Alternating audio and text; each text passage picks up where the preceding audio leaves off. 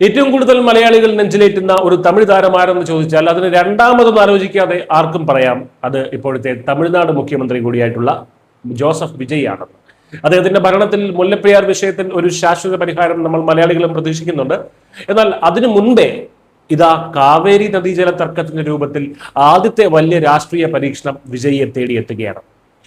സത്യത്തിൽ വിജയുടെ സ്വന്തം സഖ്യകക്ഷിയായിട്ടുള്ള കോൺഗ്രസ് ആണ് ഇവിടെ ശരിക്കും പെട്ടിരിക്കുന്നത്. ദീർഘവീക്ഷണമോ രാഷ്ട്രീയ ഉൾക്കാഴ്ചയോ ഇല്ലാത്ത രാഹുൽ ഗാന്ധിയുടെ നേതൃത്വത്തിൽ ഇരു സംസ്ഥാനങ്ങളിലെയും ഈ ഒരു പുതിയ പ്രതിസന്ധി എങ്ങനെ കൈകാര്യം ചെയ്യണമെന്ന് അറിയില്ല. കർണാടകയിൽ ശരിക്കും കൈപൊള്ളിയിരിക്കുകയാണ് കോൺഗ്രസിന് എന്ന് തന്നെ പറയാം. കാവേരി നദിക്ക് കുറുകെ മെക്കേദാട്ട് അണക്കെട്ട് നിർമ്മിക്കാനുള്ള കർണാടക സർക്കാരിന്റെ നീക്കത്തിനെതിരെ തമിഴ്നാട് മുഖ്യമന്ത്രി ശ്രീ ജോസഫ് വിജയ് കഴിഞ്ഞ തിങ്കളാഴ്ച ഒരു നിർണായക അവലോകന യോഗം വിളിച്ചു ചേർത്തു. അണക്കെട്ടിനായി കർണാടക സർക്കാർ ഭൂമി പൂജ നടത്താൻ ഒരുങ്ങുന്ന സാഹചര്യത്തിലാണിത്. കാവേരി ജലവിദഗ്ധരുമായിട്ടും നിയമവിദഗ്ധരുമായിട്ടും അദ്ദേഹം വിശദമായിട്ടുള്ള ചർച്ചകൾ നടത്തി. മെക്കേദാട്ട് പദ്ധതിയുമായി ബന്ധപ്പെട്ട് തമിഴ്നാടിന്റെ പുനഃപരിശോധന ഹർജി സുപ്രീം കോടതി അടുത്തിടെ തള്ളിയിരുന്നു. ഇതിന് പിന്നാലെ ലഭ്യമായിട്ടുള്ള നിയമപരമായിട്ടുള്ള മറ്റു സാധ്യതകൾ പരിശോധിക്കാനാണ് വിജയ് സർക്കാരിന്റെ തീരുമാനം. തമിഴ്നാടിന്റെ അവകാശങ്ങൾ സ്ഥാപിക്കാനും കർഷകരുടെ താല്പര്യങ്ങൾ സംരക്ഷിക്കാനുമാണ് ഈ യോഗം എന്ന് ഔദ്യോഗിക പത്രക്കുറിപ്പിൽ പറയുന്നു. ഇന്ത്യയിലെ തന്നെ ഏറ്റവും പഴക്കമേറിയ അന്തർ സംസ്ഥാന നദീജല തർക്കങ്ങളിൽ ഒന്നാണ് കാവേരി വിഷയം.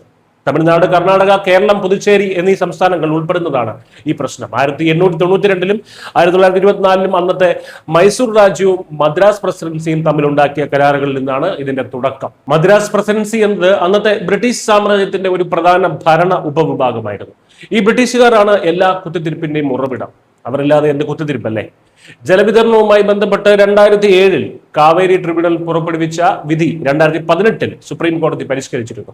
സുപ്രീം കോടതിയുടെ ഈ ഉത്തരവനുസരിച്ച് തമിഴ്നാടിന് 404.25 TMC അടിയും കർണാടകയ്ക്ക് 284.75 TMC അടിയും ജലമാണ് ലഭിക്കേണ്ടത്.